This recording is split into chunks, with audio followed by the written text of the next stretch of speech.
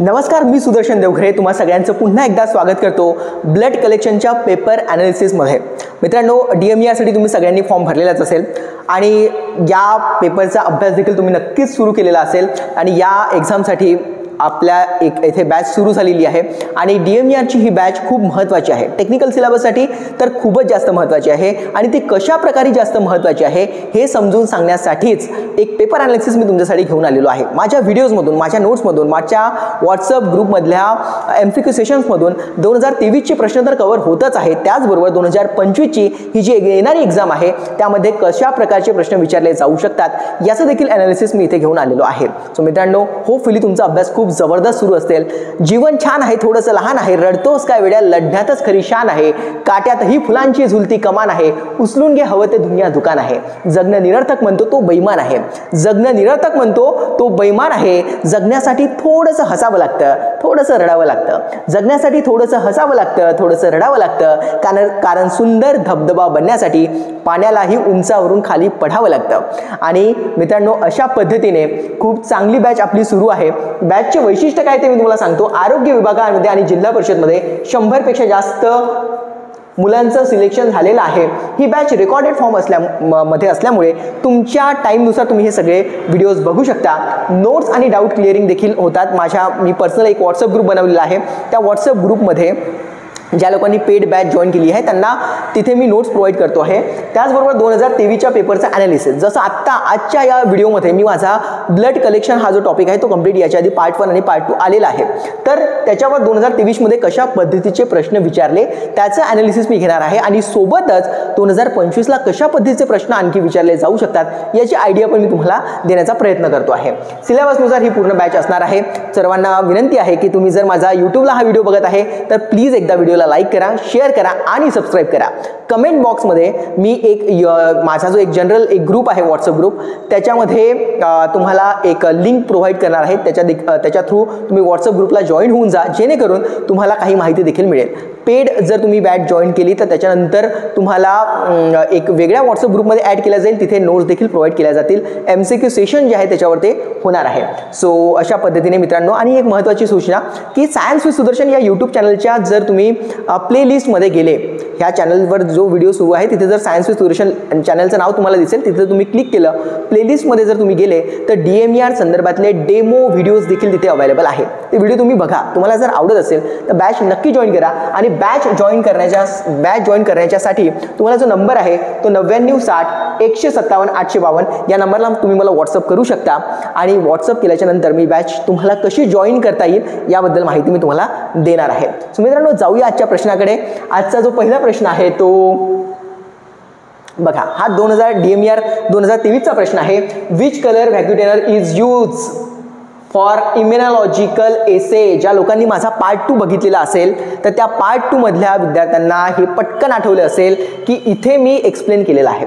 माझ्या नोट्समध्ये हा सगळा पॉईंट्स कव्हर झाले आहे, माझ्या व्हिडिओमध्ये हे सगळं कव्हर झालेलं आहे। सो बघा, इथे मी काय सांगतो आहे की हे मी ऑलरेडी बघा, इथे ऑप्शन बघा काय काय दिलेलं आहे। ऑप्शनमध्ये त्यांनी दिलेलं आहे याचं जे आन्सर आहे इम्युनॉलॉजिकल एसेसाठी ते रेड कलरचं आहे। आणि मी आधी सांगितलं आहे, मी कधीच प्रश्न घेतला, आन्सर घेतला आणि समोरच्याला असं करत नाही।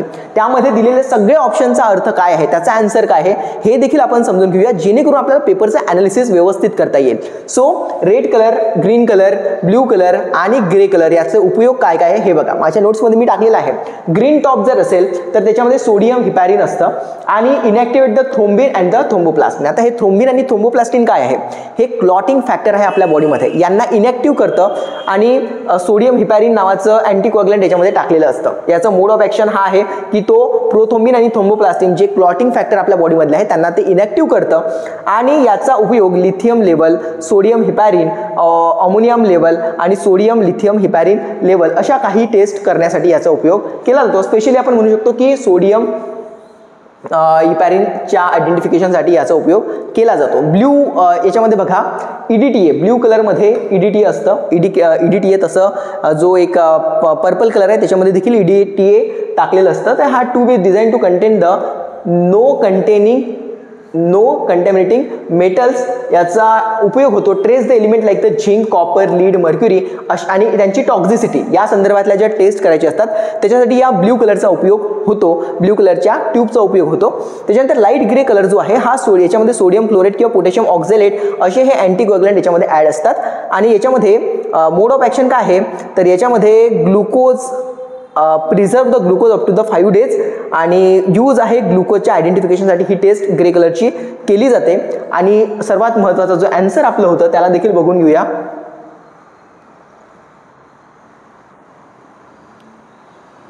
येस, ही आहे बघा रेड ट्यूब, ज्याच्यामध्ये मी सांगितलेलं आहे रेड ट्यूबचा उपयोग जो आहे ब्लड क्लॉटसाठी होतो, सेरम सेपरेट करण्यासाठी याचा उपयोग होतो. याच्यामध्ये कोणत्याही प्रकारचे ॲडिटिव्स टाकलेले नसतात आणि इम्युनॉलॉजिकल एसेसाठी होतो. हा आपल्या प्रश्नाचं उत्तर आहे. ठीक आहे, हे मी ऑलरेडी माझ्या पार्ट 2 मध्ये ब्लड कलेक्शनमध्ये झाले. हा पार्ट 3 आहे ज्याच्यामध्ये मी क्वेश्चनचं ॲनालिसिस करतो आहे. सो आपलं जे करेक्ट आन्सर आहे ते पार्ट 3 आहे. पार्ट 3 मध्ये आपण याला हे आन्सर आपल्याला मिळत आहे. सो बघा विच ऑफ द व्हॅक्युटेनर, तर कोणत्या कलरचं, रेड कलरचं व्हॅक्युटेनर आपल्याला इथे यूज करायचं आहे. सो याच्यानंतरचा नेक्स्ट क्वेश्चन बघूया जो या टॉपिक संदर्भात असणार आहे.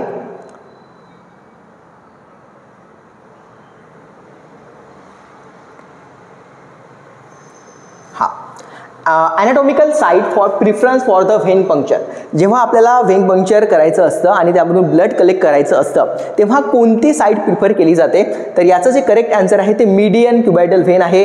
फिमोरल व्हेनचा अर्थ असा होतो पायातला, हा जो आहे तो ह्युमरस आहे आणि फिमर जो आहे तो आपल्या मांडीतला जो बोन असतो मोठा, सर लार्जेस्ट बोन तो फिमर आहे. तिथली व्हेन असते का? बिलकुल नाही. त्यानंतर इंटरनल जुगुलर व्हेन असते का? त्याच्यानंतर पोस्टेरियर क्युबायटल व्हेन. तर ॲक्च्युली ॲनाटॉमिकली ही गोष्ट एक्झिस्टच करत नाही posterior cubital vein. So median cubital vein आहे आणि ते काय आहे, कुठे असते त्याच्याबद्दलची माहिती देखील मी दिली आहे. हे बघा मीडियन क्युबायटल व्हेन, सिफॅलिक व्हेन आणि बेसल व्हेन ते प्रिफर केल्या जातात की इथून ब्लड काढलं जातं. सहसा मीडियन क्युबायटल व्हेन जे आहे याचा उपयोग जो आहे तो ब्लड कलेक्शनसाठी केला जातो. पुढल्या प्रश्नावर जाऊया. Which of the following is a not required while labelling the sample from the patient. जेव्हा आपण पेशंटच्या सॅम्पलिंग घेतलं आहे, ब्लड तुम्ही केलेलं आहे, त्याच्यावर आपल्याला काय लिहायची गरज नाही आहे तर आपल्याला त्याचं आयडेंटिफिकेशन मार्क म्हणजे त्याला तीळ आहे का, 6 बोट आहे का, अजून काही आयडेंटिफिकेशन मार्क, बर्थ मार्क, इतर काही गोष्टी असेल त्या मार्कची काही गरज नाही आहे जेव्हा आपण ते सॅम्पलिंग जेव्हा घेतो आहे, ब्लड कलेक्शन करतो आहे. येस, तिथे तुम्हाला त्या आयडेंटिफिकेशन नंबरची गरज आहे का, त्याच्यानंतर डेट ऑफ कलेक्शन, केव्हा ते ब्लड घेतला ते माहिती पाहिजे का, पेशंटचं एज माहीत पाहिजे का, या सगळ्या गोष्टी माहिती पाहिजे. कोणती गोष्ट नाही माहीत पाहिजे तर त्याचं आयडेंटिफिकेशन मार्क याची गरज नाही आहे. पुढे जाऊया. याच्यामध्ये मी ऑलरेडी माझ्या नोट्समधला हा पॉईंट आहे बघा. टेक्निक ऑफ ब्लड कलेक्शन आपण जेव्हा करतो तेव्हा पेशंटचं आयडेंटिटी असली पाहिजे. Make sure corresponding the name and other details, ह्या डिटेल्स आपण घेतल्या पाहिजे. म्हणून हा मी स्क्रीनशॉट त्याचा टाकलेला आहे. माझ्या नोट्समध्ये या गोष्टी आहेत काय आपण पेशंटच्या आयडेंटिटी घेतली पाहिजे जेव्हा आपण ब्लड कलेक्शन करतो आहे तेव्हा. Which of the following needle size, हा देखील टॉपिक मी माझ्या पार्ट 2 ब्लड कलेक्शनमध्ये घेतलेला आहे. Needle size most prefer for the vein puncture in the paediatric age group म्हटलेला आहे. पेडियाट्रिक म्हटलेलं आहे. इथे 2 प्रश्न उद्भवू शकतात. मी पेडियाट्रिक आहे तर याचं करेक्ट आन्सर जे आहे ते 23 गेज आहे. 22 ते 24 गेज जे असतात ते पेडियाट्रिकमध्ये असतात. या निडलचा साईज जसा जसा वाढत जातो त्या निडल बारीक बारीक होत जातात. म्हणजे 23 गेज आहे ना तर 23 गेज ही खूप छोटी आहे, 21 गेज त्याच्यापेक्षा मोठी आहे, उलटं चालतं इथे. सो पेडियाट्रिकमध्ये 23 गेजचा वापर केला जातो. हे जे 18 गेज तुम्हाला दिसून राहिले हे मी याच्या आधी पण सांगितलेलं आहे माझ्या पार्ट 2 मध्ये की 18 गेजचा उपयोग जो आहे 16 ते 18 तो ब्लड डोनेशनमध्ये केला जातो. ती निडल खूप मोठी असते, ठोकळ असते. का बरं? की आरबीसी त्याच्यामधून पटापट जावे, ते ब्रेक क्रॅक होऊ नये म्हणून. सो अशा प्रकारे 21 गेज जे आहे हे नॉर्मल ॲडल्टमध्ये जनरली यूज केलं जातं. नॉर्मल जेव्हा ब्लड कलेक्शन केलं जातं तेव्हा 21 गेजचं आहे. इथे जर प्रश्न पेडियाट्रिक न यूज करता नॉर्मल ॲडल्ट जर आलेला असता ह्युमन बिंगमधला तर तेव्हा मात्र 21 गेज हे आन्सर आलेलं असतं. आता त्यांनी जे विचारलेलं आहे ते पेडियाट्रिकसाठी विचारलं आहे. सर्वात छोटी लागेल, छोटी म्हणजे कोणती? 23 गेजची. याच्या संदर्भातला आन्सर कदाचित मी इथे दिलेला आहे बघा. हे मी माझं पूर्ण स्क्रीनशॉट इथे टाकलेला आहे. 16 ते 18 जे आहे नोट्सचा माझा स्क्रीनशॉट आहे हा. सो मी ते तुम्हाला दिलेला आहे. लार्ज डायमीटर असतं याचं बघा. नंबर हा छोटा आहे पण याचे कामं मोठे आहे. ब्लड कलेक्शन प्रोसेसमध्ये याचा during blood cell during the collection process primarily use for the blood donation. Blood डोनेशनमध्ये याचा उपयोग होतो. मोठी सिरिंज ते असते. 20 ते 22 हा नॉर्मली ही पण यूज केली जाते, पण 21 जी जो आहे 21 गेज हे most routine blood collection for adult. ठीक आहे. आणि 23 ते 25 जे आहे हे बघा पेडियाट्रिक, हा माझ्या नोट्समधलाच प्रश्न आहे. ठीक आहे. पेडियाट्रिकसाठी जो आहे तो 23 आहे. सो अशा प्रकारे हा प्रश्न आपल्या नोट्समधून माझ्या व्हिडिओमधून आलेला आहे. So needle after use should be dispose by which of the following methods. So actually हा जो आहे तो BMW संदर्भातला मी जो एक टॉपिक कंप्लीट केलेला आहे बायोमेडिकल वेस्ट मॅनेजमेंट, त्याच्या संदर्भात प्रश्न आहे. कारण की BMWवर तसे काही खास प्रश्न पाहायला मिळाले नव्हते, म्हणून त्याच्यावर मी एक वेगळा व्हिडिओ न बनवता त्यातला एक प्रश्न इथे घेऊन घेतलेला आहे. So blunt by the needle destroyer machine. So ते जी निडल असते त्याला आपण डस्टबिनमध्ये टाकायचं नसते. Clean with the spirit swap हे पण कार्यक्रम करायचा नसतो, आणि स्टरलाइज विथ द 70% अल्कोहोल हे पण करायचं नसतं. ते जे निडल डिस्ट्रॉयर मशीन असते त्याच्यामध्ये याला टाकायचं असते. अशा पद्धतीने आपल्याला याला ब्लंट करायचं त्या निडलला. अशा प्रकारे मित्रांनो हे प्रश्न आपण घेतलेले आहे. ओके. सो याचबरोबर मला एक खूप महत्त्वाची गोष्ट पण तुम्हाला इथे एक्सप्लेन करायची आहे. बऱ्याच मुलांचे ज्यांनी बॅच जॉईन केली आहे त्यांचा पण किंवा इतरही मुलांचे मला फोन येत आहे पूर्ण महाराष्ट्रातून, आणि त्या मुलांशी जेव्हा बोलणं होत आहे त्या मुलांची एक रिक्वेस्ट राहते नेहमीच की सर आम्ही अभ्यास कसा करावा.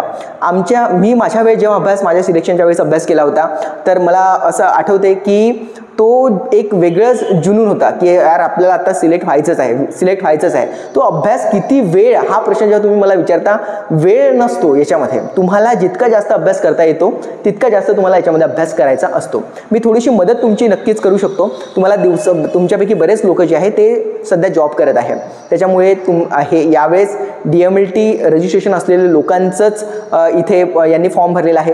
300पेक्षा जास्त जागा आहे, त्याच्यामुळे कॉम्पिटिशन थोडीशी कमी आहे. पण त्यातल्या त्यात आता सिलेक्शन झालं नाही तर फ्युचरमध्ये कधीच तुम्ही गव्हर्नमेंट जॉबवर लागू शकणार नाही, हे देखील तितकंच सत्य आहे. त्याच्यामुळे तुम्हाला तुमचा वेळ अभ्यासासाठी जास्तीत जास्त द्यावं लागेल. मी कशा पद्धतीचा फॉर्मॅट आहे ते थोडंसं तुम्हाला एक्झामचा प्रिपरेशन कसं करावं हे देखील थोडंसं सांगण्याचा प्रयत्न करतो आहे. मित्रांनो 100 प्रश्न असणार आहे आणि हे 100 प्रश्न 2 पार्टमध्ये डिवाइड होणार आहे. 40 मार्काचं टेक्निकल तुम्हाला विचारात येणार आहे, 60 मार्काचं नॉन टेक्निकल तुम्हाला विचारलं जाणार आहे.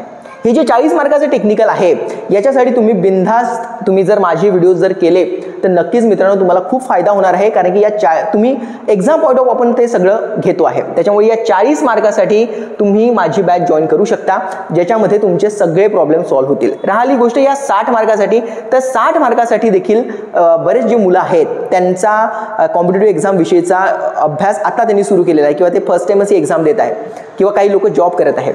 तर त्या लोकांना साठी की तुम्हाला मराठी देखील आहे, तुम्हाला इंग्रजी देखील आहे, तुम्हाला मॅथ्स आणि रिझनिंग देखील आहे, आणि तुम्हाला जनरल नॉलेज पण आहे. तर तुम्हाला जनरल स्टडीज पण आहे. त्या जनरल स्टडीजमध्ये इतिहास, भूगोल, जनरल नॉलेज, करंट अफेअर हे सगळे येणार 15 मार्कासाठी. त्याच्यामुळे हा जो सब्जेक्ट आहे हा खूप वास्ट आहे.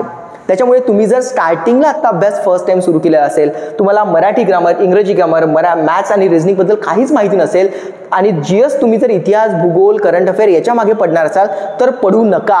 तुम्ही तुमचा GSचा अभ्यास, जनरल स्टडीजचा अभ्यास, करंट अफेअरचा अभ्यास, कारण की याच्यामध्ये काहीही विचारला जाऊ शकतं. तुम्ही अभ्यास करणार भूगोलाचा, इतिहासाचा, ते त्या लेवलचे प्रश्न जर पेपरमध्ये आले नाही तर तुमचा लॉस होऊन जाईल. सध्या जर तुम्ही नवीन आहात तर याचा अभ्यास तुम्हाला सर्वात शेवटी करायचा आहे. मग तुम्ही नॉन टेक्निकलमध्ये सर्वात पहिले काय करू शकता, तर तुम्ही मराठी आणि इंग्रजीचा अभ्यास करू शकता. मराठी आणि इंग्रजीसाठी यूट्यूबवर भरपूर चांगले व्हिडिओज अवेलेबल आहे. मराठी आणि इंग्रजी समजून घ्या, ग्रामर समजून घ्या. सिलेबसमध्ये ज्याप्रमाणे सिनोनेम, अँटोनेम्स, समानार्थी शब्द, विरुद्धार्थी शब्द, बाळासाहेब शिंदे सरांचं पुस्तक जर तुम्ही वाचलं तर बाळासाहेब शिंदे सरांचं मराठीसाठी देखील एक पुस्तक आहे आणि इंग्रजीसाठी देखील बाळासाहेब शिंदे सरांचं पुस्तक आहे. अभ्यास कसा करायचा बाळासाहेब शिंदे सरांच्या पुस्तकातून मी माझा अनुभव सांगतो आहे. जसं पार्ट ऑफ स्पीच आहे इकडे, आणि पुन्हा इकडे जसं इकडे नाम आहे, इकडे नाऊन आहे. एकाच व्यक्तीने ते पुस्तकं लिहिलेले आहे, त्याच्यामुळे मराठीतून त्यांनी इंग्रजी समजून सांगितलं आहे की कसा अभ्यास करायचा. खूप सुंदर पुस्तक आहे. त्याच्यामुळे इकडे नाम टॉपिक घ्यायचा आणि इकडे नाऊन टॉपिक घ्यायचा, आणि इकडलं नाम मराठीतलं वाचून झालं की इकडे तुम्ही नाऊन वाचा. त्याच्यावरचे मागे दिलेले प्रश्न सॉल्व्ह करा. त्याच्यानंतर तुम्ही पुन्हा इकडे जर ॲडजेक्टिव्ह घेतलं तर इकडे विशेषण बघा. पहिले ॲडजेक्टिव्ह विशेषण मराठीमध्ये समजून घ्या, त्याच्याशीच रिलेटेड माहिती तशीच माहिती तुम्हाला इंग्रजीमध्ये सुद्धा त्याच पद्धतीची दिसेल. सो हे जर तुम्ही कंपॅरेटिव्हली जर तुम्ही केलं तर बरेचसे टॉपिक जे आहे ते तुमचे कव्हर चांगले होऊन जातील. त्याच्यानंतर अशा पद्धतीने तुम्ही बाळासाहेब शिंदेंचा पुस्तकातून अभ्यास रेफरन्स घ्या. ते समजत नसेल, त्यातून जर तुम्हाला काही प्रॉब्लेम येत असेल तर यूट्यूबला पहिले व्हिडिओ बघायचा, त्याच्यानंतर त्या पुस्तकामधून जायचं, म्हणजे तुमचे सगळे कन्सेप्ट हळूहळू क्लिअर होत जातील. अशा प्रकारे तुम्ही मराठी इंग्रजीचा अभ्यास करा. त्याच्यानंतर TCS IBPS पॅटर्ननुसार झालेले जे प्रश्नपत्रिका असतात त्या मार्केटमध्ये अवेलेबल आहे. तुम्ही जिल्ह्याच्या ठिकाणी जा, तुम्ही जिथे कुठे राहत असाल तिथे जिल्ह्याच्या ठिकाणी बुक डेपोमध्ये जर तुम्ही गेले TCS IBPS नुसार आधी झालेले प्रश्नपत्रिका तुम्हाला मिळतील. मग हा अभ्यास झाल्याच्या नंतर तुम्हाला त्या प्रश्नपत्रिकेवर जायचं आहे आणि कशा पद्धतीने त्यावर प्रश्न विचारलेला आहे हे समजून घ्यायचं आहे. अभ्यास करायचा आणि क्वेश्चन पेपर न पाहता जर तुम्ही पेपरला जात असाल हा सरळ सरळ मूर्खपणा आहे. अभ्यासासोबतच क्वेश्चन कसे विचारले गेले आहे TCS IBPS कडून ते देखील जास्त महत्त्वाचं आहे. मॅथ्स आणि रिझनिंगसाठी देखील खूप चांगले चांगले पुस्तकं, प्रिव्हियस इयर झालेले सगळे मॅथ्सचे प्रॉब्लेम सॉल्व्ह करून देणारे देखील पुस्तक आहे. फास्ट ट्रॅकचे पुस्तक आहे, पब्लिकेशनचे सचिन ढवळे सरांचे पुस्तक आहे. तर एक भरपूर चांगले पुस्तक आहे सध्या अवेलेबल मार्केटमध्ये. तर ते TCS IBPS पॅटर्ननुसार आहे, त्याचं सोल्युशन देखील त्याच्यामध्ये दिलेलं आहे. तर ते पुस्तकं तुम्हाला घ्यावे लागतील, त्याचा अभ्यास करावा लागेल. TCS IBPS पॅटर्ननुसारची ते पुस्तकं घेऊन त्याची प्रॅक्टिस करावी लागेल आणि त्याचे व्हिडिओ देखील यूट्यूबला अवेलेबल आहे. जसं एखाद्या पर्सेंटेजवर व्हिडिओ आहे तर ते पर्सेंटेजचा पहिले व्हिडिओ बघून घ्यायचा आणि मग आपल्याला त्या TCS IBPS पॅटर्ननुसार जे पुस्तक आहे त्या क्वेश्चनला आपण डील करू शकत आहे का, आपण सोडू शकत आहे का, मग त्याचं आन्सर कसं दिलेलं आहे याच्यावर तुम्हाला विचार करावा लागेल. हे पहिले 3 नॉन टेक्निकलचे सब्जेक्ट तुम्ही क्लिअर करा आणि त्याच्यानंतरच हे जनरल स्टडीज जे आहे तुमचे त्याच्यावर तुम्ही जा. इथे जर तुम्ही चांगले मार्क कव्हर केले आणि इथे जर तुम्ही चांगले मार्क कव्हर केले सो नक्कीच तुमचं सिलेक्शन आहे. तुम्हाला जर परीक्षा तुम्हाला माहिती असेल, मी सांगितल्याप्रमाणे ऑगस्टची एंड किंवा सप्टेंबर मिडमध्ये एक्सपेक्टेड आहे. माझा सर्व सिलेबस जो आहे टेक्निकलचा हा मी 15 ऑगस्टच्या आधी क्लिअर करणार आहे. त्याच्यानंतर MCQ सेशन देखील मी ॲड करतो आहे व्हिडिओज फॉर्ममध्ये आणि माझ्या व्हॉट्सअप पोल फॉर्ममध्ये. सो हे तुम्ही सर्वात शेवटी करा. वेळ मिळत असेल तरच मग हा तुम्ही स्टडीवर शिफ्ट व्हा. आधी माझ्या मते तुम्ही हे केलं पाहिजे आणि याला सर्वात शेवटी ठेवलं पाहिजे. अशा पद्धतीने अभ्यास करा मित्रांनो, नक्की तुमचं सिलेक्शन होईल. आपण भेटूया आपल्या नव्या व्हिडिओमध्ये एका नव्या टॉपिकसोबत. तोपर्यंत जय महाराष्ट्र.